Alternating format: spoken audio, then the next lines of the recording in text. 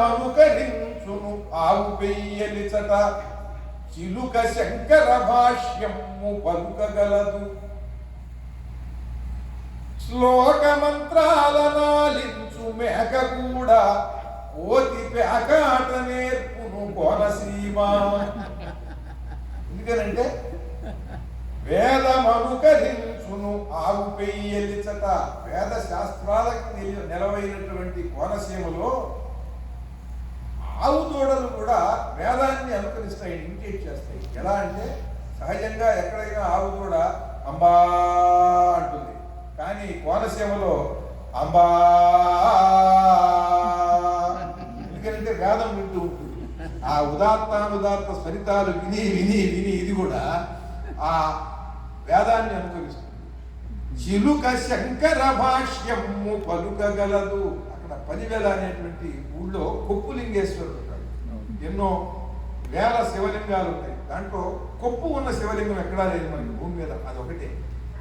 అక్కడ మారేడు చెట్టు మీద ఈ చిలకలు మందిరంలో, అక్కడ ఆ దేవాలయం ప్రాంగణంలో ఉండే చిలకలు కింద పండితులు శంకర భాష్యం గురించి మాట్లాడుకుంటుంటే ఆ పదాలు విని అవి కూడా తిరిగి మళ్ళీ ఉచ్చరిస్తాయి.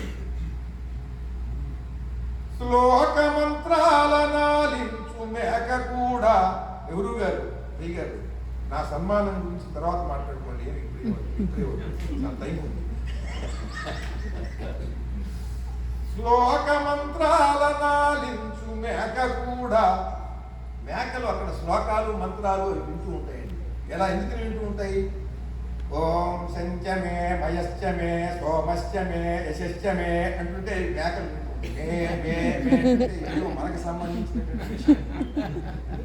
శ్లోక మంత్రాల నాలించు మేక కూడా కోతి పేకాట నేర్పును కోనసీమ. వీళ్ళు ఎక్కడ పడితే అక్కడ తోటల్లోనూ చెరువు గట్లంబడే పేకాట ఆడుతుంటే ఆ చెట్ల మీద నుంచి కోతులు చూసి అవి కూడా ఇస్పేటాసు డైమండ్ రాణి ఇవన్నీ కూడా తెలుసుకుంటాయి. అవి కూడా అంటే వాటికి కూడా పశుపక్ష్యాదులకి కూడా అక్కడ ఉండేటువంటి పాండిత్యము, ఆ వేద సంస్కృతి సంప్రదాయము, ఈ సంప్రదాయం కూడా వాడికి వచ్చు. అది మొట్టమొదట ఆ కోనసీమ చిత్రం అంతా కూడా ఈ పద్యంలో మొదటి పద్యంలో. సాగరుడు గౌతమి తగు వసతులు కూర్ప వాయుదేవుడు ఎల్లరిన్ స్వాగతింప అవని లక్ష్మీ నృసింహ కళ్యాణమునకు కొబ్బరాకుల పందిరవు కోనసీమ. ఆ అంతర్వేదిలో ఉన్న లక్ష్మీ నరసింహస్వామి కళ్యాణ మహోత్సవానికి సాగరుడు సముద్రుడు గౌతమి నది వీళ్ళిద్దరూ భార్యాభర్తలు అందరినీ కూడా పిలిచి ఏర్పాట్లు చేస్తుంటే కళ్యాణ మహోత్సవాలకి వాయుదేవుడు రిసెప్షన్ కమిటీ అధ్యక్షుడై ఆయన చల్లని గాలులతో వాయుదేవుడు ఎల్లరిన్ స్వాగతింప అవని లక్ష్మీ నృసింహ కళ్యాణమునకు కొబ్బరాకుల పందిరవు కోనసీమ.